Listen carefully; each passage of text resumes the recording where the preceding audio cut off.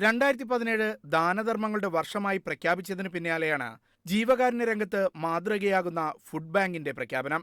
UAE vice പ്രസിഡന്റും പ്രധാനമന്ത്രിയും Dubai ഭരണാധികാരിയുമായ Sheikh Mohammed bin Rashid Al മക്തുമാണ് ഫുഡ് ബാങ്കിന്റെ പ്രഖ്യാപനം നടത്തിയത്.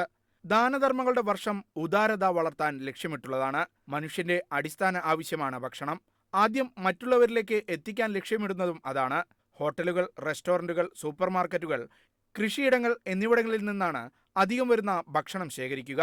ഇത് പിന്നീട് പാക്ക് ചെയ്ത് വിതരണം ചെയ്യും. സന്നദ്ധ സംഘടനകളുടെ കൂട്ടായ്മയായ Mohammed bin Rashid Al Maktoum Global Initiative Foundation ഇതിന് മേൽനോട്ടം വഹിക്കും. അന്താരാഷ്ട്ര ഗുണനിലവാരമനുസരിച്ച് ഭക്ഷണം കൈകാര്യം ചെയ്യുന്നതിന് ദുബൈ മുനിസിപ്പാലിറ്റിയുടെ സഹകരണമുണ്ടാകും. ഭക്ഷ്യയോഗ്യമല്ലാത്ത ഭക്ഷണ പദാർത്ഥങ്ങൾ വളമാക്കി മാറ്റും. ഔഷധ ഗവേഷണങ്ങൾക്കും ഇത് ഉപയോഗിക്കും. സന്നദ്ധ പ്രവർത്തകരുടെ സഹകരണവും ഫുഡ് ബാങ്ക് തേടും. ഇവർക്ക് ഈ രംഗത്ത് പരിശീലനം നൽകും. 13 ബില്യൺ ദിർഹമിന്റെ ഭക്ഷണം UAEയിൽ ഉപയോഗശൂന്യമാകുന്നു എന്നാണ് കണക്ക്. ഇത് ഒഴിവാക്കി ഭക്ഷണം ഒട്ടും ഉപയോഗശൂന്യമാകാത്ത മേഖലയിലെ ആദ്യ നഗരമായി മാറാനും ദുബൈ ഫുഡ് ബാങ്കിലൂടെ ലക്ഷ്യമിടുന്നു. Shino Shamsuddin, media 1, Dubai.